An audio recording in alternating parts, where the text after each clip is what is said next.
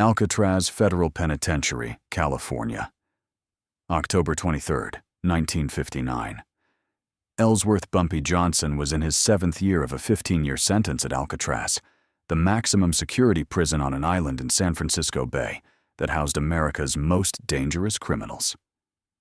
Johnson was 54 years old, serving time for federal narcotics conspiracy, one of approximately 260 inmates confined to the Rock, where escape was considered impossible and where violence simmered constantly beneath the surface of enforced routine and rigid discipline. Johnson had arrived at Alcatraz in June 1953, and by October 1959, he'd established himself as someone to be respected. A former Harlem crime boss who'd controlled millions of dollars in illegal gambling operations, who'd survived decades of gang wars, who carried himself with quiet dignity that commanded respect from other inmates, regardless of their race or criminal background.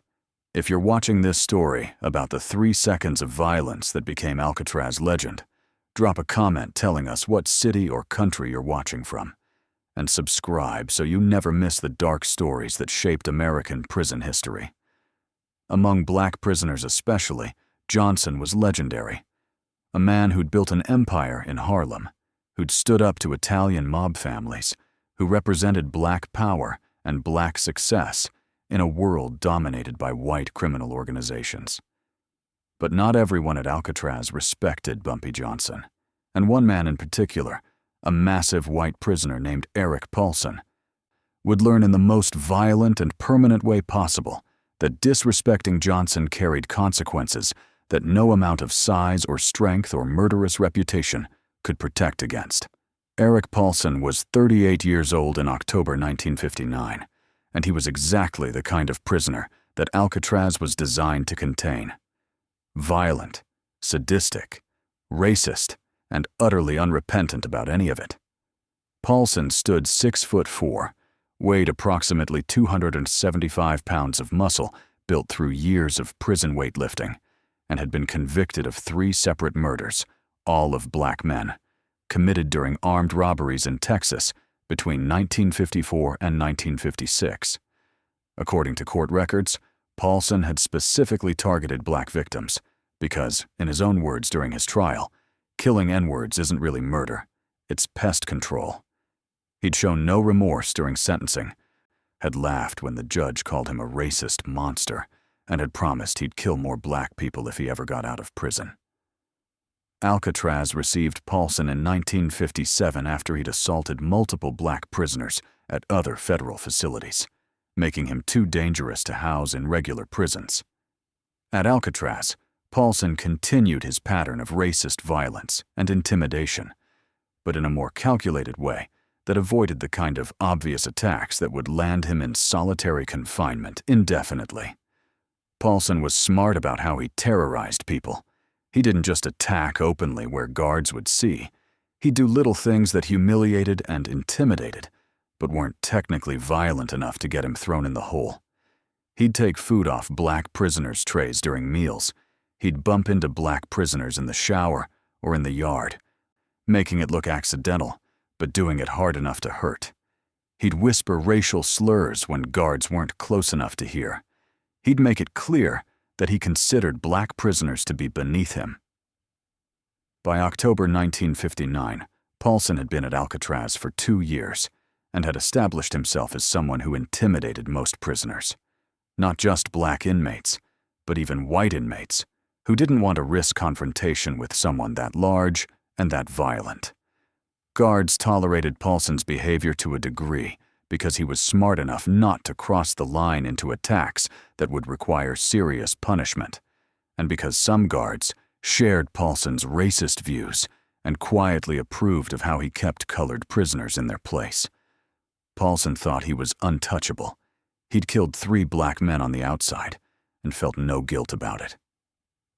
He was bigger and stronger than almost anyone at Alcatraz, and he'd been getting away with his intimidation tactics for 2 years without serious consequences. So when Bumpy Johnson arrived in 1953 and established respect among other prisoners, Paulson saw that as a challenge. He saw this older black man, Bumpy was 54 in October 1959, while Paulson was only 38, getting respect from both black and white prisoners. And Paulson couldn't stand it. He couldn't stand seeing a N-word being treated like he mattered. So Paulson decided he was going to humiliate Bumpy, break him down, show everyone that no N-word was above being put in his place by a superior white man. The escalating confrontation between Eric Paulson and Bumpy Johnson began on Friday, October 16th, during the lunch meal period in Alcatraz's main cafeteria. According to witnesses, Johnson was sitting at a table with 3 other black inmates, eating quietly, when Paulson walked past, carrying his own tray. Without breaking stride, Paulson reached down and took Johnson's dessert, a small piece of apple pie, and continued walking to his own table, where he sat down and ate the pie while staring at Johnson with obvious contempt. Johnson looked at where his dessert had been, looked at Paulson eating it, and then returned to eating his own meal without any visible reaction.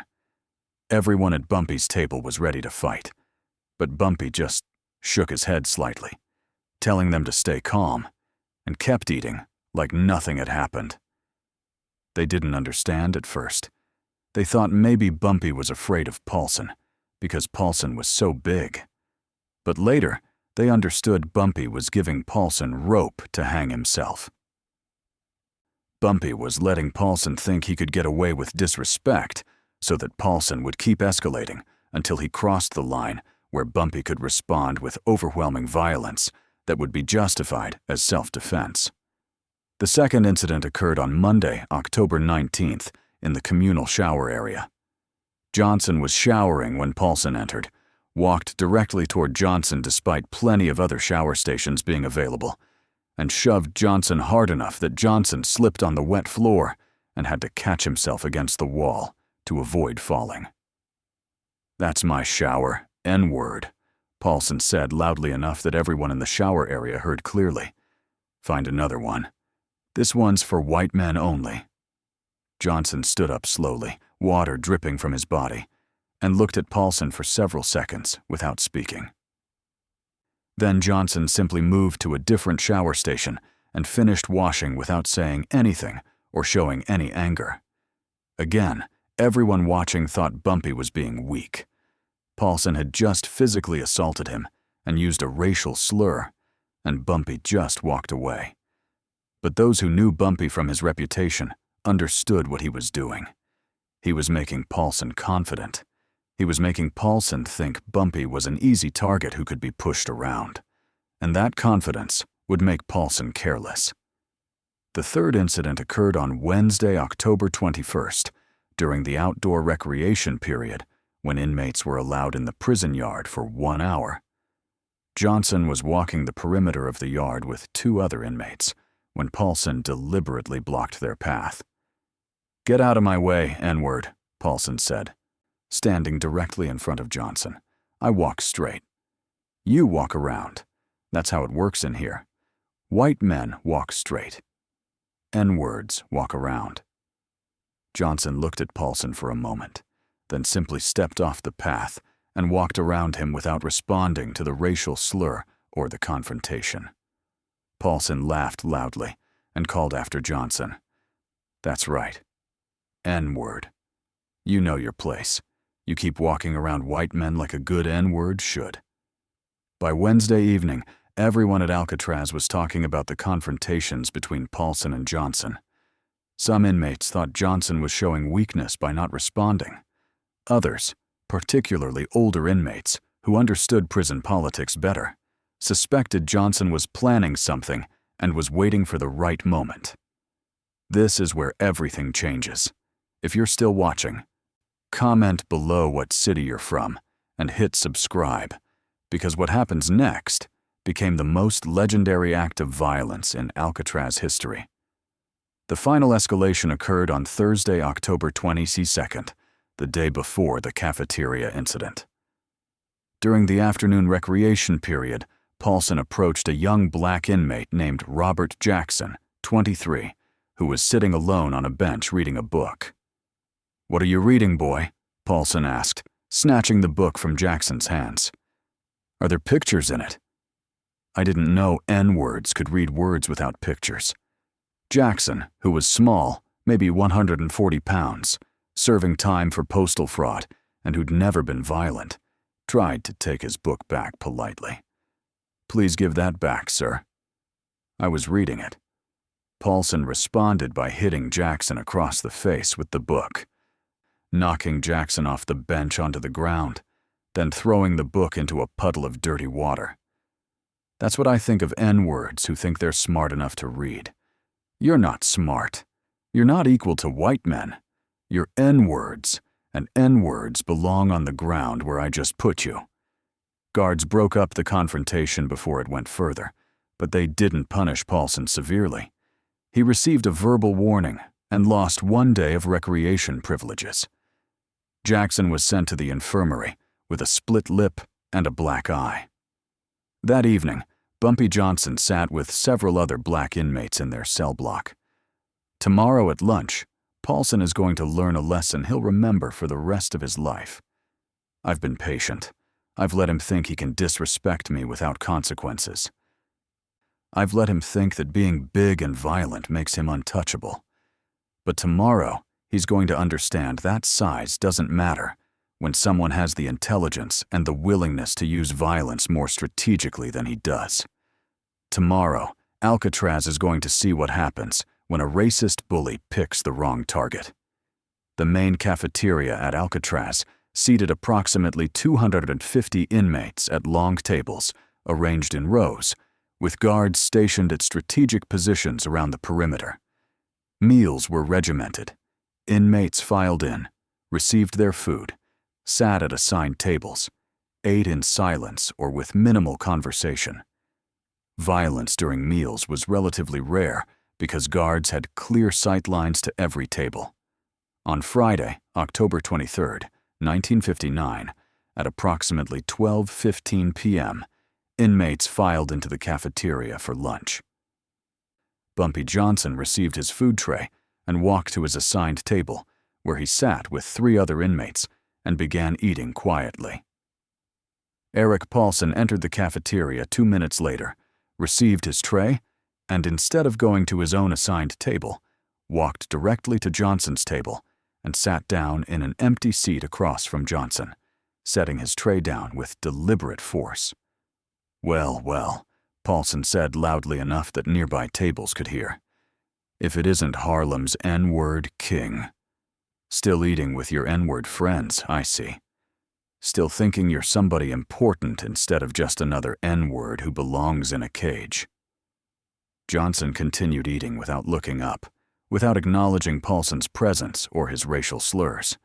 This non-response seemed to anger Paulson. "You ignoring me, boy? You think you're too good to respond when a white man talks to you? Let me explain something. N-word. You're not too good for anything. You're beneath me. That means when I talk to you, you respond respectfully, or you face consequences." Paulson then turned his attention to Robert Jackson, the young inmate Paulson had hit with a book the previous day, who was sitting 3 tables away. Jackson's face still showed bruising. "Hey, N-word boy," Paulson shouted across the cafeteria. "How's your face feeling today? You learned your lesson about reading books you're not smart enough to understand.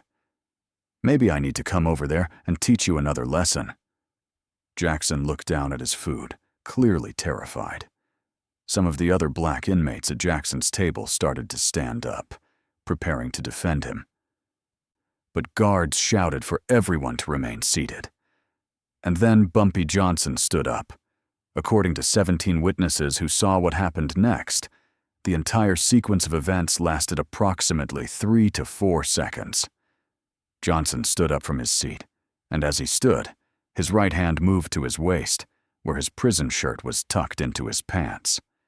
In one smooth motion that was so fast, most witnesses didn't clearly see it happen, Johnson withdrew something from where it had been hidden against his body. A blade approximately 4 inches long that had been fashioned from a piece of metal sharpened to a razor edge. A weapon that in prison parlance was called a shank. Johnson walked around the table toward where Paulson was sitting, moving quickly but not running, covering the 8 feet between them in approximately 2 seconds. Paulson saw Johnson approaching and started to stand up, his hands moving to defend himself or to attack. But Johnson was faster. Johnson's right arm moved in a horizontal slash across Paulson's face from left to right. A motion that took less than 1 second. The shank's blade cut a deep gash across Paulson's face from his left cheekbone to his right jaw, opening a wound approximately 7 inches long that immediately began pouring blood. Paulson screamed, a sound witnesses describe as shock and pain combined, and his hands went to his face trying to stop the blood. But Johnson wasn't finished. Before guards could react, before Paulson could defend himself, Johnson's arm moved again, this time in an upward diagonal slash from lower right to upper left. The blade cut another deep gash across Paulson's face, this one crossing the first wound at an angle and catching Paulson's right eye, slicing through the eyelid and into the eye itself. Paulson collapsed backwards, falling over the bench, landing on the cafeteria floor in a spreading pool of his own blood, screaming continuously now, his hands covering his ruined eye, blood streaming through his fingers. The entire cafeteria erupted in chaos. Guards rushed toward the scene. Inmates scattered or dove under tables. Within 15 seconds, 5 guards had surrounded Johnson with weapons drawn, while 2 other guards went to Paulson, who was writhing on the floor. Johnson dropped the blade, held his hands up to show he was no longer armed, and allowed guards to force him to the ground and handcuff him without resistance. But before guards could drag Johnson away, he said one sentence that every witness heard clearly. "Touch that young brother again, call him one more racial slur, and next time you won't visit a doctor, you'll visit God." Eric Paulson survived the attack but was permanently disfigured and partially blinded. The first slash across his face required 127 stitches and left a scar that ran from his left cheekbone to his right jaw.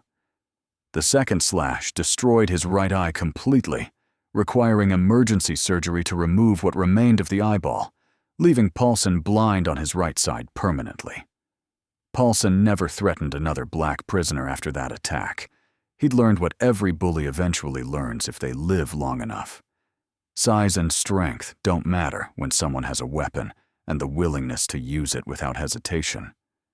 Before we finish this story, if you made it this far, drop a comment telling us what country you're watching from, and subscribe because prison history has stories darker than you can imagine. Bumpy Johnson was immediately placed in solitary confinement. The investigation lasted 2 weeks. What investigators discovered was exactly what Johnson had calculated. Multiple witnesses testified that Paulson had been harassing black prisoners for weeks. Witnesses testified that Paulson had physically assaulted Robert Jackson the day before. Witnesses testified that on the day of the attack, Paulson had sat at Johnson's table uninvited, had used racial slurs repeatedly, and had then threatened Jackson across the cafeteria. Johnson's statement to investigators was simple. "I defended myself and another inmate from a racist prisoner who'd been threatening us for a week. I used the minimum force necessary to ensure he would stop threatening us. I had warned him that if he continued his behavior, consequences would be worse next time. I don't regret defending myself. I don't regret defending Robert Jackson." After 2 weeks in solitary, prison officials made a decision. Johnson would receive 30 days total in solitary for possession of a weapon and for assault, but he would not face additional years added to his sentence, because investigators concluded that Johnson had been provoked by Paulson's sustained harassment, and that the attack, while excessive in its violence, was understandable given the circumstances. The legend of what Bumpy did to Paulson spread through every federal prison in America within a year. Black inmates especially saw it as justice. One of their own standing up to a racist bully and permanently ending that bullying in a way that guards never could or would. The story became inspiration. Be patient. Be strategic. and when the moment is right, respond with overwhelming violence that ends the threat permanently. When Johnson was released from solitary after 30 days, he returned to general population and found that his reputation had changed completely. White racist prisoners who'd previously felt comfortable using racial slurs now kept their mouths shut when Johnson was present. Young black inmates treated Johnson with reverence. Even guards showed more respect. After the Paulson incident, nobody messed with Bumpy Johnson at Alcatraz. The word had spread. Bumpy Johnson might be 54 years old, might look like an aging criminal past his prime, but he's more dangerous than men half his age because he's smarter, more patient, and willing to use violence with surgical precision when necessary. That reputation protected Bumpy for his remaining 4 years at Alcatraz until his release in 1963. And it protected every black inmate because racists understood that if they targeted black inmates, they might face retaliation from Bumpy. Robert Jackson, the young inmate Paulson had been threatening, served the remainder of his sentence at Alcatraz and was released in 1962. "Mr. Johnson saved me that day," Jackson told his family. "Paulson had been terrorizing me for weeks. I'm small, I'm not violent. I couldn't defend myself. I thought I'd have to endure his abuse for my entire sentence. And then Mr. Johnson stood up and permanently ended the threat in 3 seconds. He risked additional prison time to defend me. That taught me that there are people in this world who will stand up for you when you can't stand up for yourself." Bumpy Johnson was released from Alcatraz in November 1963, returned to Harlem, and lived until July 1968, when he died of a heart attack at age 62. But the story of what Johnson did to Eric Paulson in the Alcatraz cafeteria on October 23, 1959, outlived Johnson by decades. The story was told in prisons across America, was referenced in books about prison culture, was retold by former inmates who'd served at Alcatraz and who wanted to share the legend. That cafeteria attack defined Bumpy Johnson's reputation in ways that nothing else he did could match. Everyone knew Bumpy had been a successful criminal in Harlem, but the Alcatraz incident showed something deeper. It showed that even at 54 years old, even after years in prison, Bumpy was still the most dangerous person in any room because he combined intelligence with absolute willingness to use strategic violence. That combination made Bumpy legendary. The phrase, "Next time you'll visit God," Johnson's threat to Paulson after the attack, became one of the most quoted lines in prison culture. And the legend of the attack itself became a cautionary tale about what happens when bullies pick the wrong target, when racists assume that their size makes them untouchable, when prisoners forget that the quietest, oldest inmate might be the most dangerous person in the entire facility. That was October 23, 1959. That was the day Eric Paulson learned that Bumpy Johnson, at 54 years old, decades past his physical prime, was still capable of violence that would make a 275-pound triple murderer scream in terror. That was the slice that became legend. The attack that showed every prisoner in America that age doesn't diminish danger when intelligence and strategic thinking guide the violence. That was the 3 seconds that proved why you never, ever disrespect Bumpy Johnson. Because he'll give you enough rope to hang yourself, and then he'll cut you so fast and so precisely that you'll be bleeding before you realize you've been attacked, and you'll carry the scars of your mistake for the rest of your life.